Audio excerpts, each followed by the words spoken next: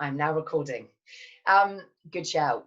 I would have been completely accountable for that, by the way. There'd have been no blame necessary. That would have been my fault. So that is why we've called it the Business Blame Hose from the brilliant series, The Good Place. The reason I want to talk about this subject is because it is everywhere. It is a strategy that many of us adopt when we don't want to take responsibility for something because it feels too uncomfortable.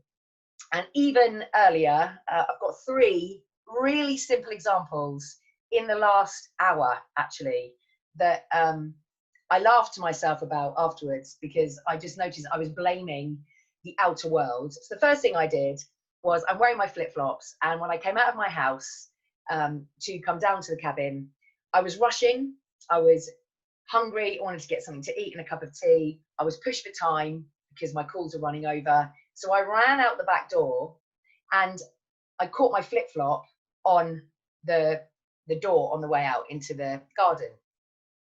And what I did was I blamed the door. I blamed the door. It wasn't the door's fault. The door has been there for the 12 years we've lived in the house. My part in it was I was rushing and wearing inappropriate footwear, right? And then my hair got very, very wet because I almost went flying. I dropped tea everywhere. So my hair then was a bit more frizz-bomby. So then I blamed the rain for my hair. It was my own fault that my hair became frizzy because I was rushing, I tripped up, and then I stood out in the rain. And then I ate some food and I started having a bit of a coughing fit and had a crumb stuck in my throat. So when I was on the call to my client, I blamed the crumb for my coughing. Actually, it was nothing to do with the crumb. The reason I was coughing was because I ate too quickly. So they are 3 really simple, silly examples, but actually we are blaming all the time. It is the default for most of us to go to, it wasn't my fault. It was something else or someone else's or that situation's fault. And in business, we'd have all have heard of people using the frame blame culture. There's a blame culture here. I've heard it twice today. So that's why we want to talk about blame in context of business. But generally speaking, it is everywhere. COVID is driving loads of blame. The BLM, Black Lives Matter, driving a lot of blame at the minute. It is very easy to step into blame, especially when we are feeling angry.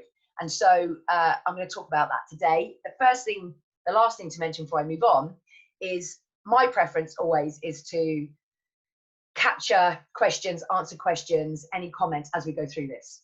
So please use Q&A and chat, and I'll keep an eye on it because actually waiting to the end can sometimes feel quite frustrating if you've got a burning question or you want to challenge something, you want to debate something. Those of you that know me know I'm completely up for that. Those of you that don't, trust me when I say I would much rather you shared something as we went through it. And if you don't agree with something, absolutely put that out there too. It makes for a more entertaining webinar, I think. So let me just, before we get stuck in, I'm going to talk to you about very high level Rising Vibe, for those of you that don't know us. So at Rising Vibe, we are culture consultants. So we help our clients to define or refine the culture that they want in their business. So actually, how do we want people who work here to show up? How do you want them to do things around here? So we help people bring to life maybe some principles and values that they have so that the wider organization understands them, or we can help them build it from scratch. We help our clients to define where they're starting from, and then we help them to move from where they are to where they want to be using learning development coaching solutions. The way that we describe culture is be explicit about what you expect, and then make sure you accept nothing different to that. So if we say we expect everybody to take responsibility for their part in something and own their contribution, and what we do is accept it when people blame other people, then actually we are not holding people to account. And that is one of the reasons I believe, in my experience, that is the reason why cultures do not embed, why any change doesn't happen, because we might be explicit around what we want the new way to be, but we accept completely different behavior. So that's the way we talk about that at Rising Vibe. We work at an individual level, which impacts the collective. So what I mean by that is the approach we take is a very coaching approach.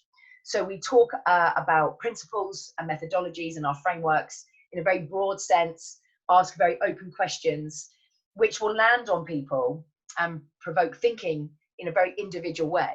But if you can do that at an individual level, then you will get a collective shift.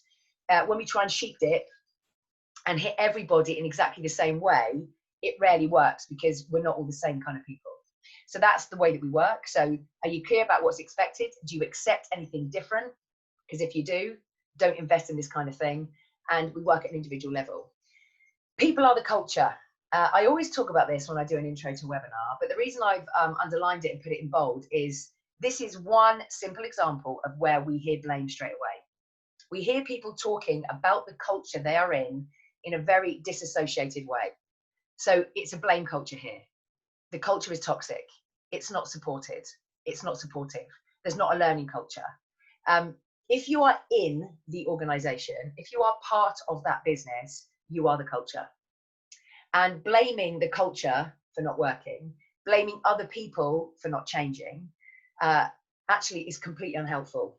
If you are in that business, you have as much responsibility as everybody else to live and breathe what is expected. And there's that great Gandhi quote, which I'm sure many of you know, which is be the change that you want to see. If we wait for other people to go first, and most of us do, if we're honest about it, because it can feel really uncomfortable and quite scary. But if we continue to do that and say, well, they haven't changed, so I'm not going to, nothing ever does change. So one of the things that we really focus on first is associating people with the culture. If it's a blame culture, what's your part in that? And actually your part might not be that you are blaming, but your part will definitely be that you've not challenged it potentially.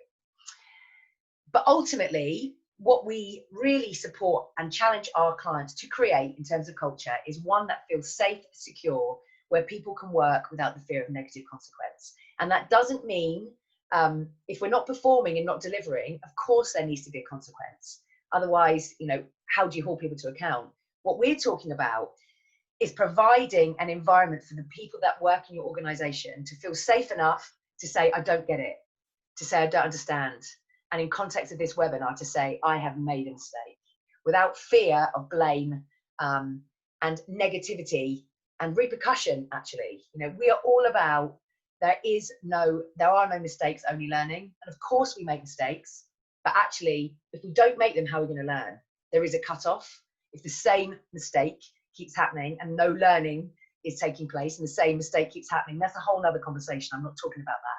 But I'm talking about providing an environment for your people where they feel able to get it wrong, say they don't understand. And why do we use emotion? So one of our strap lines is using emotion to drive cultural change. So why do we use emotion? Well, emotion will drive whether or not we engage or resist something. So if we are feeling good about something, then we are more likely to engage with it. We're more likely to learn from it. We'll be more open to changing on the back of it. If we don't feel good about it, the reverse is true. And when we resist, we will be more likely to blame. Resistance can result in blame, which obviously I'm going to talk to you about in a lot more detail. But everybody feels, and some people out there are not so comfortable admitting that. I don't do emotion. Everybody does emotion.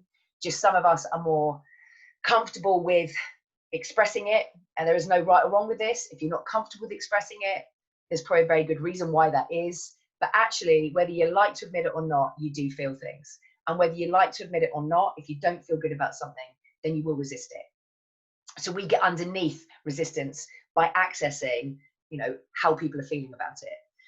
We're all hardwired for connection, and we had need a tribe for survival, but connecting with others, the brain, the reptilian brain, is still keeping us safe, looking for survival and self-preservation. And if we're not part of a tribe, back then we would have died.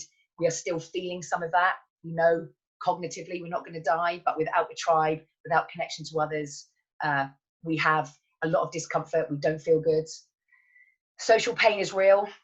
We've done a lot of talks and webinars and written articles on social pain, which is what our business, the work that we do, is couched in social pain. I'm not going to talk about that in detail today, but for those of you that are not familiar with it, social pain is anything that is associated with disconnection. So loss, rejection, exclusion, not feeling heard, not feeling valued, not feeling respected, feeling misunderstood. All of that will elicit social pain. And for the skeptics out there that we work with, it's been really powerful to use this neuroscience because there is evidence that proves that social pain and physical pain are experienced in exactly the same way in the brain. So actually activate the same brain circuitry. So the anterior cingulate will light up when you are in physical pain, and it lights up when you're in social pain. And one of the reasons why we blame is because we are trying to avoid feeling vulnerable. We are trying to avoid feeling exposed. And exposure vulnerability will drive social pain. Most of vulnerability comes from a fear of being judged, getting it wrong, looking bad, looking stupid. Have I said too much? Have I got it wrong? So vulnerability and social pain are massively linked. And the way that we talk about vulnerability, I mean, vulnerability is exposure of possibility to harm. But in the work that we do, vulnerability is about exposure to the possibility of emotional harm. And this is a shared human experience. So when I talk emotional harm here, I'm not necessarily talking about emotional abuse. I'm not talking about people who are living in very vulnerable situations. Of course, that is also true. I'm talking about the vulnerability in business associated with, emotional harm around being told we are incompetent, or that we are a failure because we didn't understand, or being challenged in a really unhelpful way because we've made a mistake. That is what we're talking about here. And we all experience it. And I'm sure if you all thought about it, your most recent vulnerable experience would have been this week. We experience it on a regular basis, which is why blame, which is one of the responses to vulnerability, is so common everywhere. So I'm just checking that is making sense. No questions yet? Okay. So we did a survey, and some of you on here, because I recognize some of the names on here, would have been asked to complete this. We sent a survey out during Mental Health Awareness Week. And we asked people to, using our Rising Vibrational Scale, to capture how they were feeling during this last 3 months, right, when COVID has kicked in, this very strange time for all of us. And we asked people just to tick their most common felt emotions on the scale, so we could have a look at a general sense of where people were. We also asked one question, which was, what would need to happen, change, be different so that you felt better right now? And 85% of the responses were about the outer world. So what we need to happen outside of our control so that we feel better. And this is really, really common. Most of us are looking to the outer world. And by the way, I talk about this stuff all the time, pretty much every day, Monday to Friday. And yet I was blaming earlier the rain, the door, and a crumb. I mean, as I say that out loud, it sounds absolutely ridiculous, but that is what we do, right? We look to, well, if that hadn't happened, I'd be all right. That's to blame. If that changed, I would feel better. If my husband told me he loved me more often, I'd feel more loved. If my line manager told me that I was doing a good job more often, I'd feel more capable. If COVID went away, I would feel safer. Of course, all of this might be true, but it's completely outside of our control. We can share with our husband or wife, actually, I would really love it if you could share with me how you felt about me more often. They don't have to comply, but you can ask the question. You could sit with your manager and say, actually, what's really motivating for me is to know when I've done a great job and to be recognized for it. Could we talk about how we could do that in my one-to-one? They don't have to comply. Unlikely that they wouldn't comply, but we can have the conversation. We'd all love COVID to go away. Well, actually, some people have said actually they've quite enjoyed the learning from lockdown. So maybe some people don't want COVID to go away just yet. But actually, we can't control that either. And we can't even make a request. We can make a request to, I guess, the scientists out there working on a vaccine, but we can't control it. And while we focus on things outside of our control, it keeps us stuck. It keeps us stuck.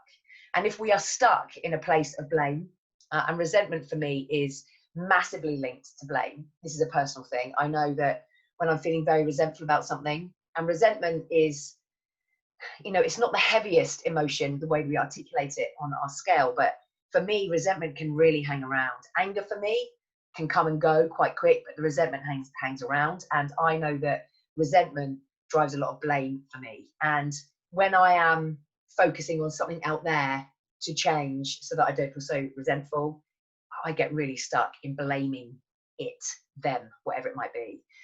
So the reason we blame is because it's easier than looking at ourselves, which I'm going to go into in more detail in a minute. It's easier. To blame someone else is easier than saying to ourselves, what's my part in this? What is my part in this?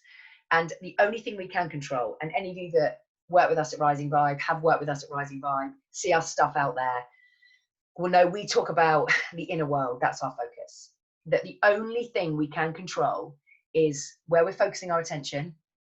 Therefore, what we're thinking about as a result of where we're focusing our attention, and that will drive how we feel. That's the only thing we can control. What am I focused on? Therefore, what am I thinking? Therefore, how am I feeling? So if we're focusing on, for example, COVID, having to be here or having to learn to live with COVID, there's a lot of people who are talking about, we're going to have to learn to live with this thing because it's not going away anytime soon. I guess the focus of attention, which is we need to learn to live with this thing, full stop, actually feels quite enabling to me. So I go, okay, so my thoughts that come from that are, so how do we do that? And what I do, how I feel is quite focused, a bit hopeful that there is going to be an opportunity. If I focus on this thing's never going away soon, this thing is not going away soon, that actually drives some unhelpful thoughts around, so what does that mean for the business? What does that mean for my mum and dad? What does that mean for going on holiday? What does that mean for getting down into my lodge on the Dorset coast? Which actually then I feel resentful, sad, and actually I feel quite blaming. I've got no idea who out, by the way, but then I feel angry and, oh, if only that would change and I'd be able to do more of this. So that's the only thing we can control. If we're not feeling good, where am I focusing? But what we do is, I'm not feeling good. Can that change? Can you change? It doesn't work. It's not sustainable. Sometimes we get lucky. Sometimes we get lucky and the outer world stuff might change. But we can't rely on luck. Or we can. Of course we can. It's a choice. But it's not helpful and not sustainable to rely on luck. So, the blame game. We all are aware of high level what blaming something or blaming someone means. But actually, seeing it written down in this way, I think highlights quite how ugly it is. Okay, so the avoidance of vulnerability, which we've already talked about. The discharging of discomfort and pain. So this comes from Brené Brown. We're a big fan of Brené Brown. So actually, I do not want to feel this discomfort and pain. So I'm going to discharge it away from myself and blame someone else for how I'm feeling. A defense mechanism, 100%, in which the human ego, just the fact that we're talking about the ego, can drive some discomfort for a lot of us, defends itself against unconscious and sometimes conscious, I'm going to talk a bit more about that, impulses or qualities by denying the existence in themselves whilst attributing them to others. So I've heard just this week in a conversation with one of my coaching clients, them talking about the way that their manager manages and leads in a very blame-focused way. And the fascinating thing for me is I am very aware, and we've had this conversation, that they show up in a very similar way. They've had feedback from their own team that says they show up in a very similar way. Yet the first 20 minutes of this conversation was all focused on how their line manager doesn't do this and doesn't do that and can't do this and can't do that. Yet the same feedback has been attributed to this person.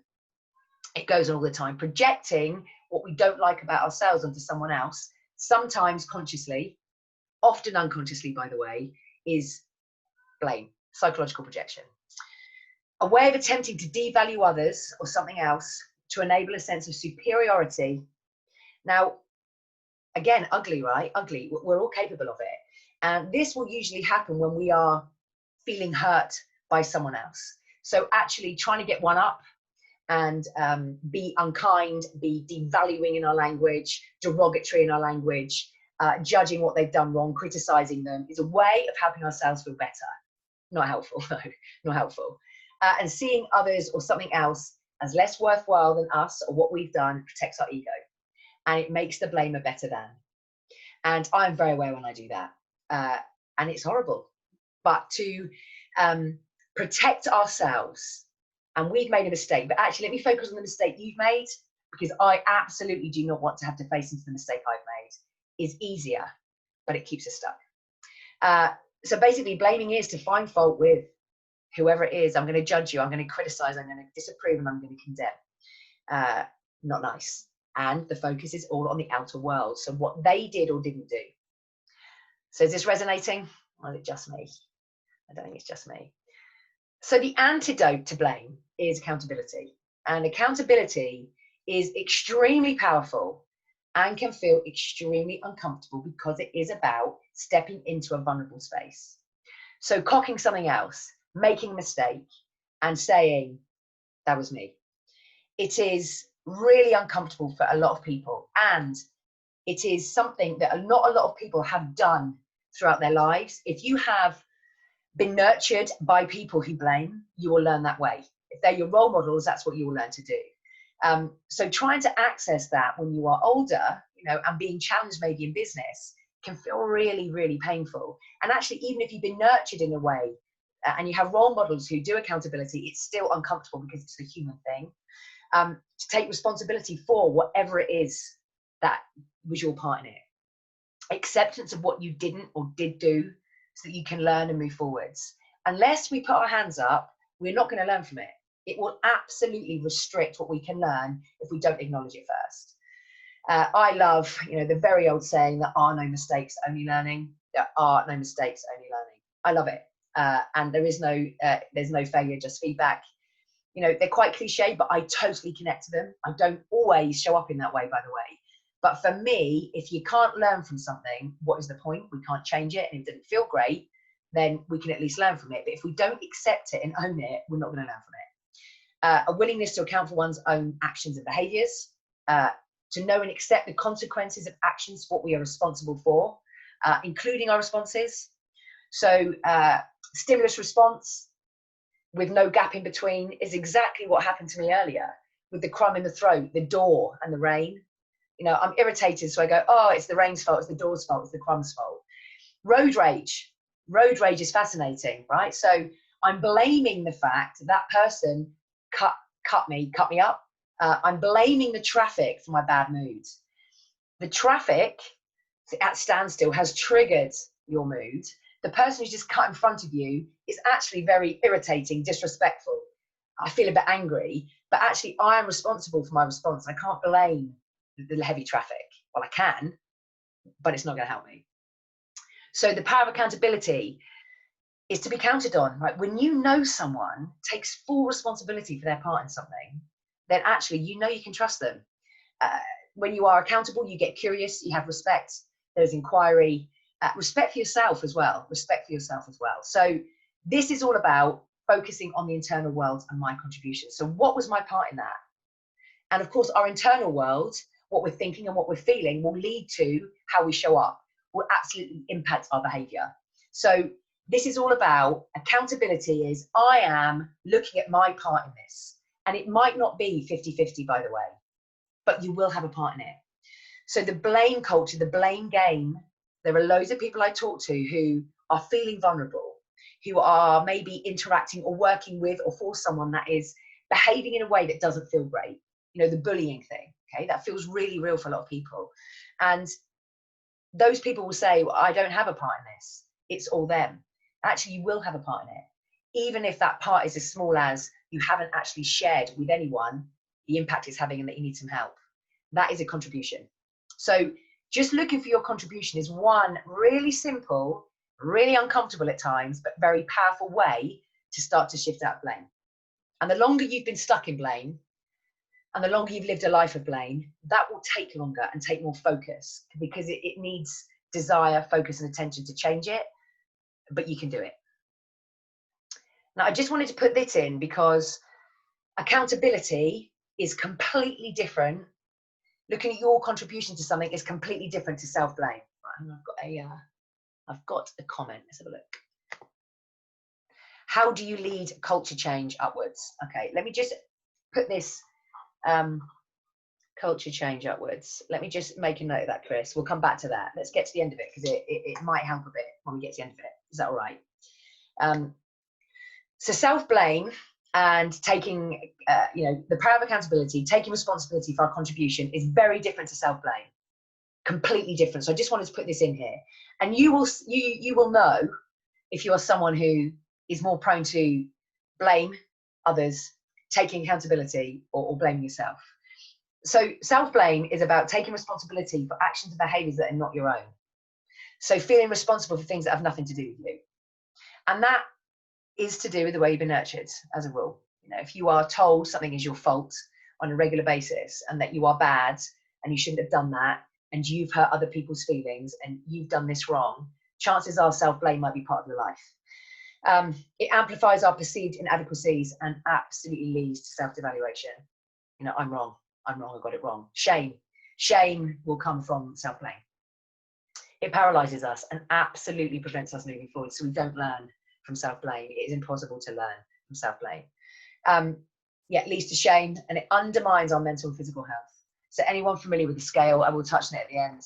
You know, if you are constantly blaming yourself and telling yourself you're bad, telling yourself you're wrong, telling yourself it's your fault, when it is not, by the way, and actually taking accountability is going, what's my part? I'm going to own that. I'm going to learn from it. Self-blame is going, I'm bad. I got it wrong. It's my fault. It's not good for our mental and physical health. Negative self-talk. We all have negative self-talk, right? Even when you... Oh. I'm back. Hang on a minute, everybody. Let me just... I think I lost connection there. Can everyone hear me all right? Is that all right? Am I back? Right, okay, yeah. For some reason, I dipped out then. I'm going to blame the weather. I'm going to blame my Wi-Fi for that. Yeah, let's have a look here. I've got something in the chat. Yes, back now. Yes, apologies, have another meeting. Right, no worries. So, back to self-blame. We all have negative self-talk. We all have negative self-talk. Because remember, any of you that, you know, are familiar with the other webinars we've done or work with us, we are hardwired to scan for danger. We're hardwired to look for problems. So a lot of the time we'll be saying very unhelpful things to ourselves, but when we are stuck in self-blame or prone to self-blame, it becomes consistent, that really horrible negative chatter. And it is a self-preservation strategy, interestingly enough. When we take responsibility for something that's not our own, we get a bit of control. We get a little bit of control. So it's a very fascinating frame actually to think about self-blame as getting some kind of control. I'll tell you about the seesaw in a minute. Let's have a look here at the chat. Yeah, we'll talk about that in a minute, the culture upwards. And when you are in self-blame, you know, it leads to a very disempowered and unresourceful state. And any of you familiar with the drama triangle will know that victim at the base of the triangle on its tip, it's unstable. A victim mindset is very disempowered and unresourceful. So people who spend a lot of time in self-blame will end up feeling like they have no choice, there is no point, it's their fault, it's not fair. Really not a comfortable, helpful place to be.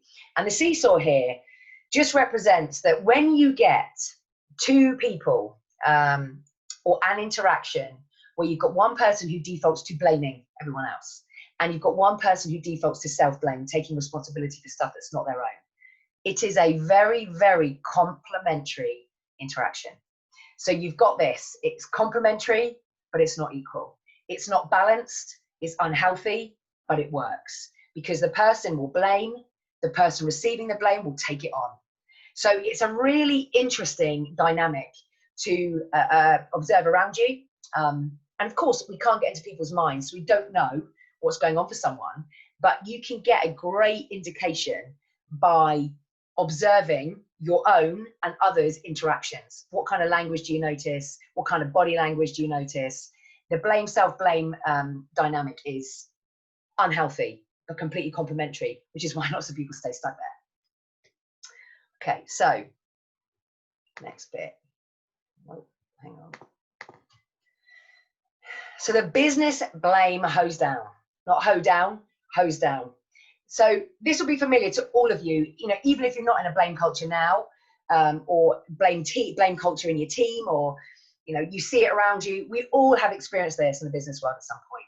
So a natural reflex in a blame culture is, I am absolutely not going to surface any bad news or say I've made a mistake because I'm just going to be punished. There'll be implications for it. So what I'm going to do is keep it to myself. Which of course means if we keep things to ourselves, we're not going to learn, we're not going to grow, we're not going to change things. There is absolutely no learning, so there's no curiosity from anybody, and mistakes remain hidden. The number of organizations where people are covering their arse, you know, the BCC, the blind copy people thing is a classic way of just covering your arse and going, I don't want to be blamed for anything here. So I'm going to copy the world in so everyone knows what I didn't do or what I did do. So people know it wasn't me. I'm not going to own any part of this. It means that we just keep stuff hidden. We don't face into it. We don't learn, and we stay really stuck. We spend our time denying problems and not solving them because we've got no idea where the real problem is. That wasn't me. It's not my fault. I didn't do that. I don't know. Actually saying I don't know is a classic avoidance. You're not blaming anyone. The saying I don't know actually is just avoidance of being blamed. Finger pointing, scapegoating, and denying responsibility drains energy, breaks trust. So loads of social pain going on here, right? Disconnection. I don't trust you. Therefore, performance and productivity suffers. None of us can be in a remotely high vibe place. I feel like I'm like Blue Peter. Here's one I made earlier. None of us can sustain a more regular high vibe emotional state if we are managing this stuff. I've got to hide my mistakes. I'm not going to tell the truth. I'm going to point at you. I'm going to scapegoat you. I'm going to say it was nothing to do with me. It's not my job. Wasn't my fault.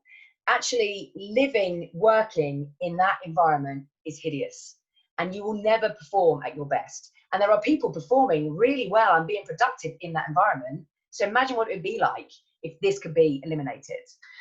It absolutely stifles risk-taking and innovation and creativity and therefore growth. If you do not feel safe enough to say, actually, what about this idea? Or I'm going to try this. I tried it and it went wrong. The only way we innovate and create is by trying something and getting it wrong a lot of the time and then learning from it. We don't do that if we're afraid we're going to get blamed. There is safety in numbers.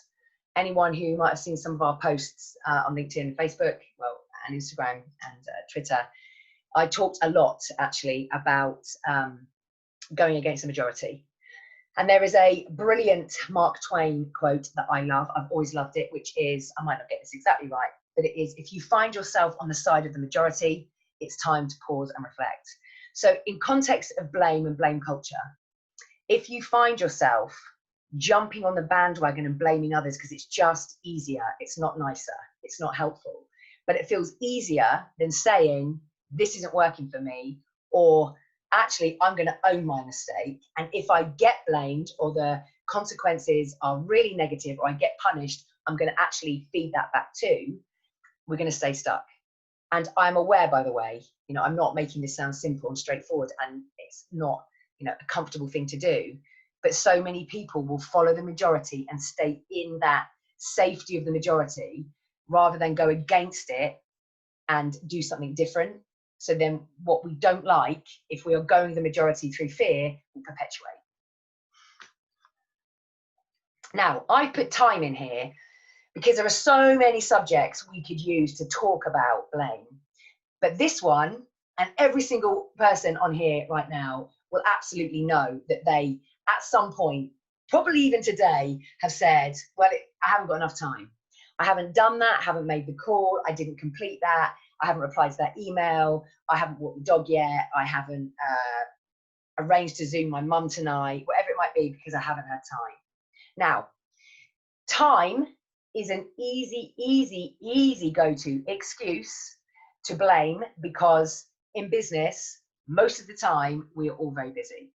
So this is not, when I say we're using time as an excuse, I am not saying people are lying about being busy. That's not what I'm saying. What I'm saying is we use time to avoid spending time doing something that we either don't think is important enough, but don't want to say that, or are slightly uncomfortable or actually afraid, anxious about.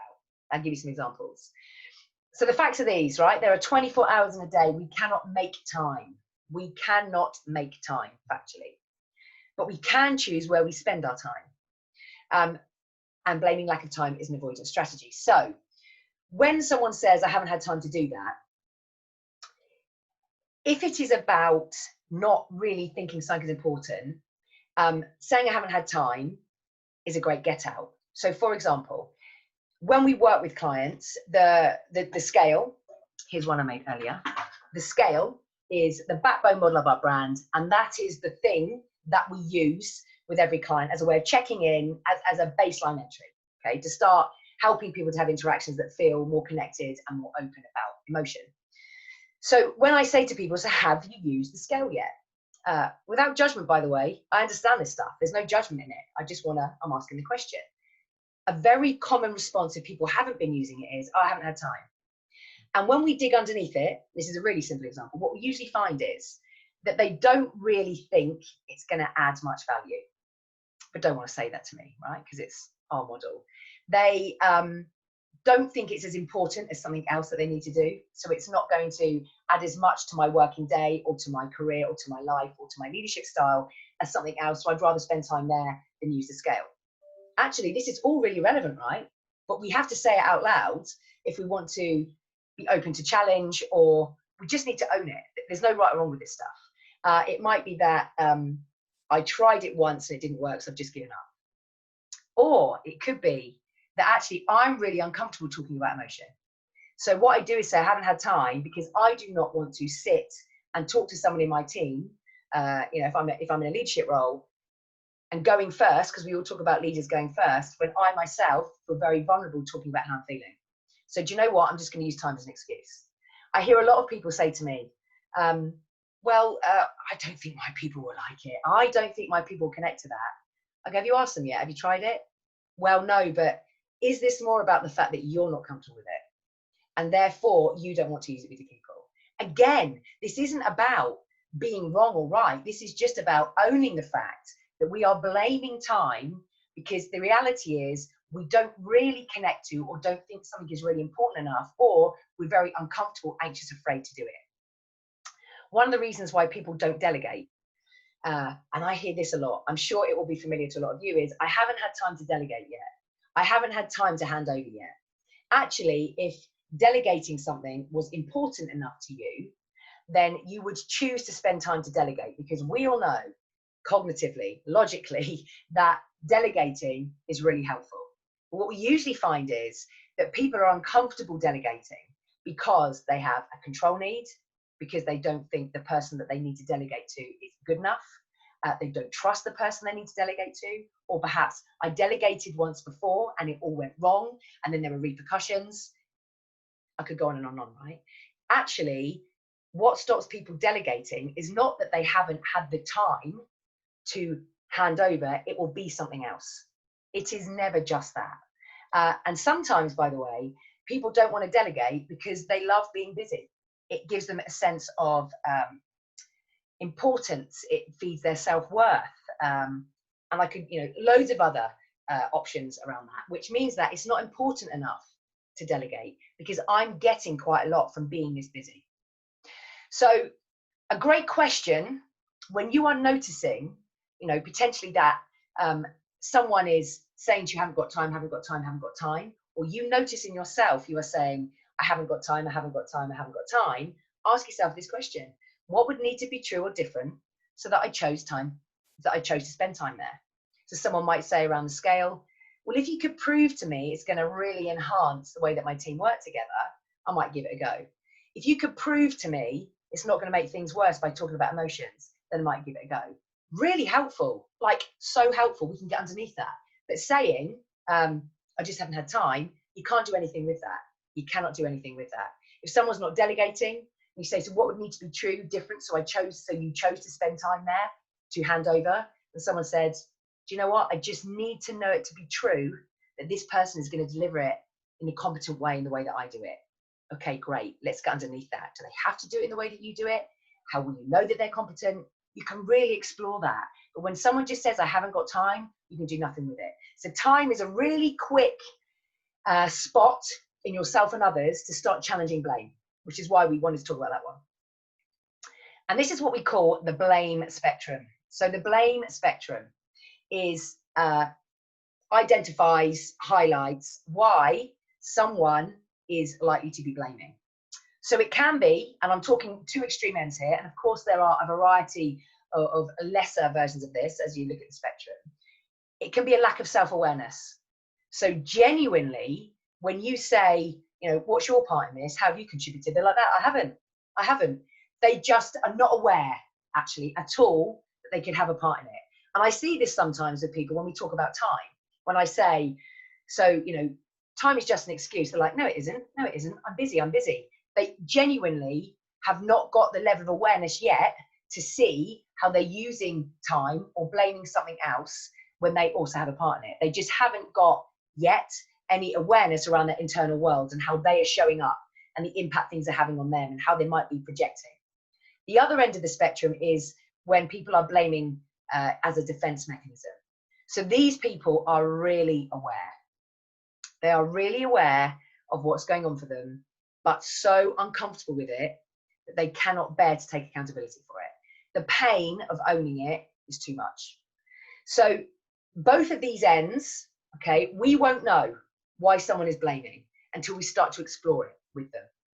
And what we talk about at Rising Vibe is, if you notice it, call it out and then have a conversation about it. So I've noticed that when we talk about your relationship with X, you always talk about what they've done wrong or what they did or how they showed up. I'm curious what your part might be in it. So the noticing it is saying, let me tell you what I've noticed. The calling it is saying what you've noticed. And then having a conversation about it can be prompted by asking, there's lots of questions, but these 3 questions are really powerful when you are exploring what might be taking someone into blame. So how might you have contributed to this situation? And I guess an indicator as to whether someone has lack of self-awareness end or defense mechanism end, and this isn't, you know, black and white, but when you say how might you have contributed, someone with no self-awareness will say, I haven't, it's nothing to do with me. Someone with a defense mechanism who are using blame as a defense mechanism will probably become very defensive. So that is one slight indicator. You know, it's not black or white because some people might not show they're feeling defensive, by the way, but that is one way of noticing which end they might be at. What could you learn from this about yourself? This is a great way of tapping into someone's inner world. What could you learn from this about yourself? So getting into, you know, have you reflected on what this situation is doing in terms of what you're thinking about, how you're feeling, what you're noticing about your triggers? And then how could you think about this differently? How could you think about this situation differently? So these are 3 really good questions, and then loads of other coaching questions. And those of you out there who, you know, use a coaching approach on a regular basis will have lots. But the key is to notice it and then call it by saying you've noticed it. Now we talk about this a lot. So we talk about curiosity versus judgment. And for me, the question from Chris about, you know, how do you change culture upwards? For me, this is what it's all about, which is dialing up your curiosity and dialing down the judgment.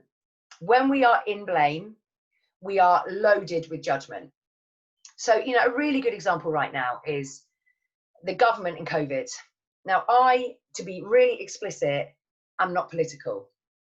To be really explicit, I would not want to be leading any of this in the government right now. I would, if I'm honest, quite like to be involved in the way they communicate it, because that's what we do. You know, be a bit more explicit.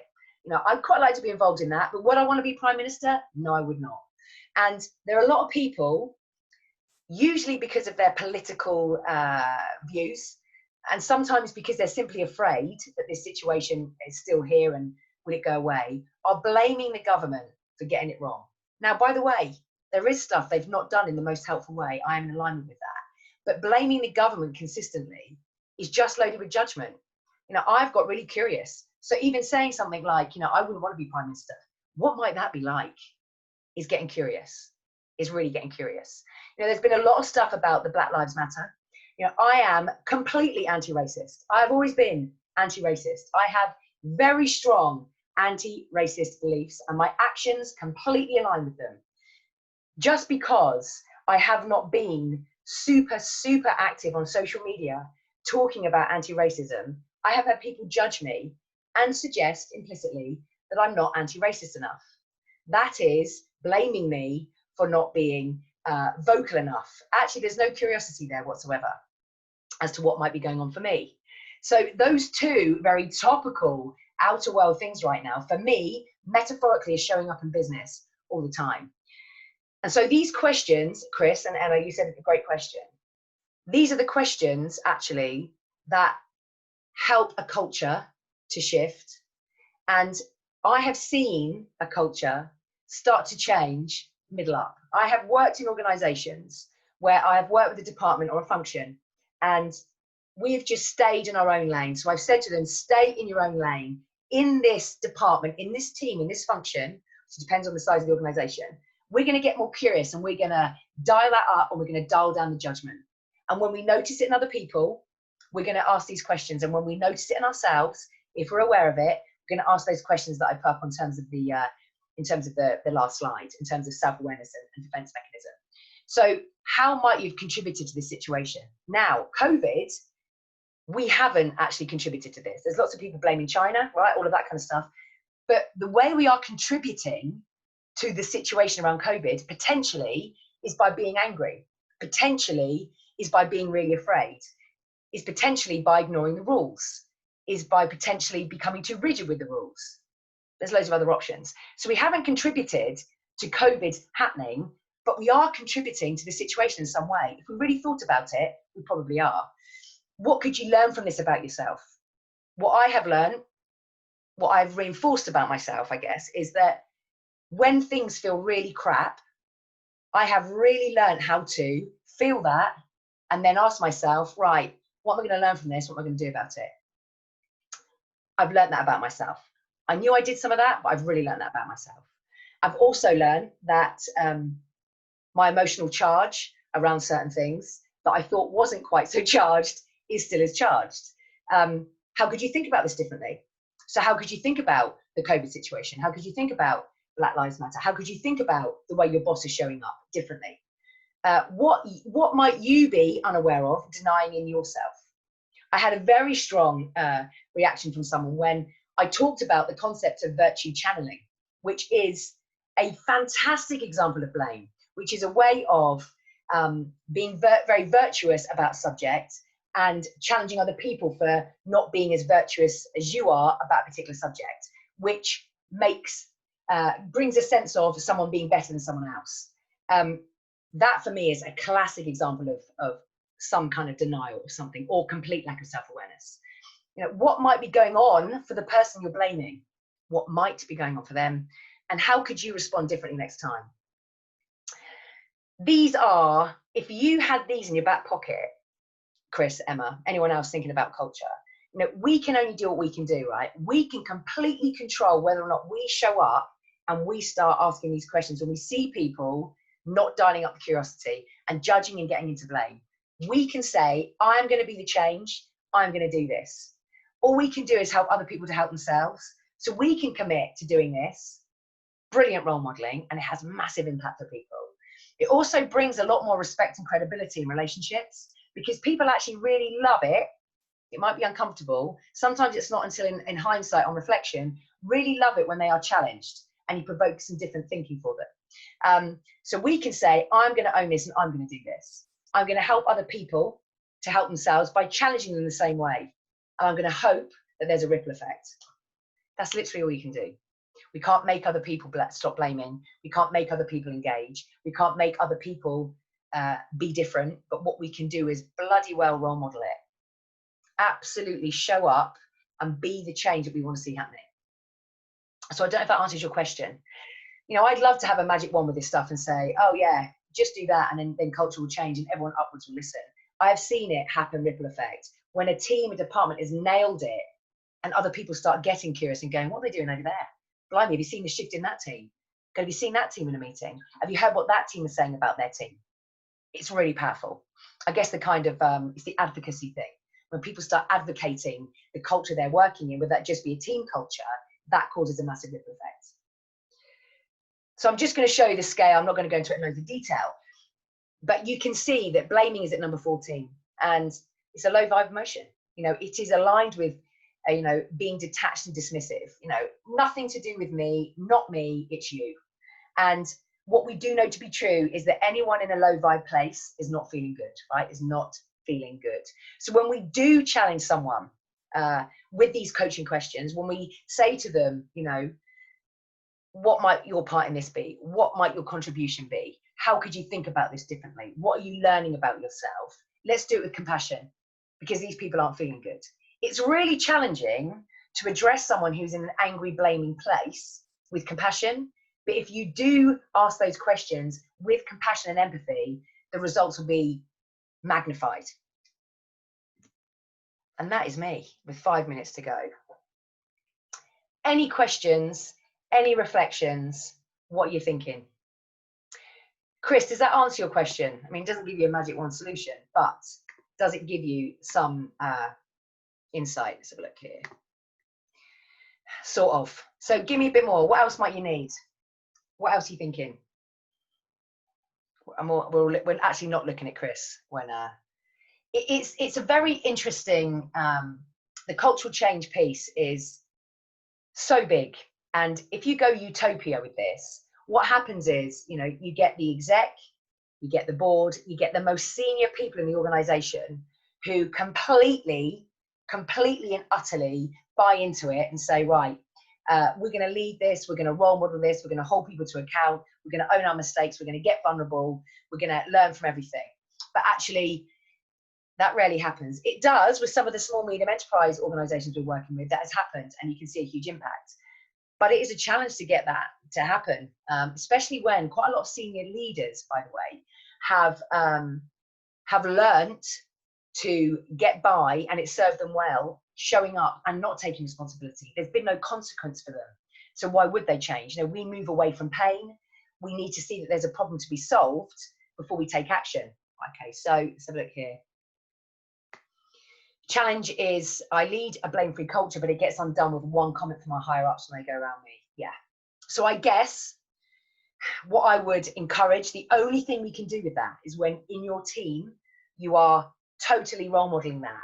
And then someone outside your team with hierarchy says something that goes completely into blame, that you find it within yourself to go and challenge that. And ultimately, this isn't the ideal answer to anything, but it's the only option we've got.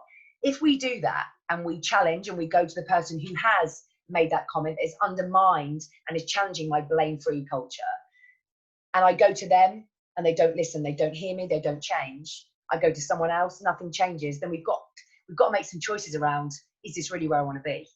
But in my experience, when we honestly and explicitly do have those conversations, it is rare. I haven't actually, in terms of 12 years of business, across my client portfolio, I've not yet known it not work out better when that has happened.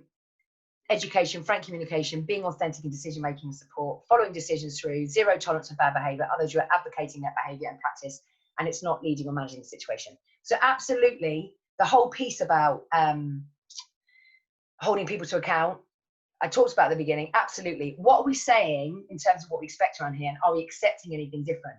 I guess the only challenge I would have in terms of that, I completely align with it, is bad behavior is not a helpful frame in terms of really engaging and supporting and challenging people. So we talk about high vibe, low vibe.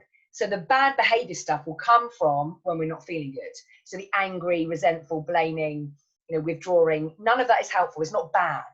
And I think when we call it right, wrong, good, bad, negative, positive, it stops us really connecting and challenging in a way that could be the most helpful way. And actually, if you want to talk about it a bit more, then email me offline, because that's like a whole other webinar, actually. 2 steps forward and 3 steps back as my leadership uses blame to protect themselves. Absolutely. Career suicide options, what by flagging it higher up. Yeah.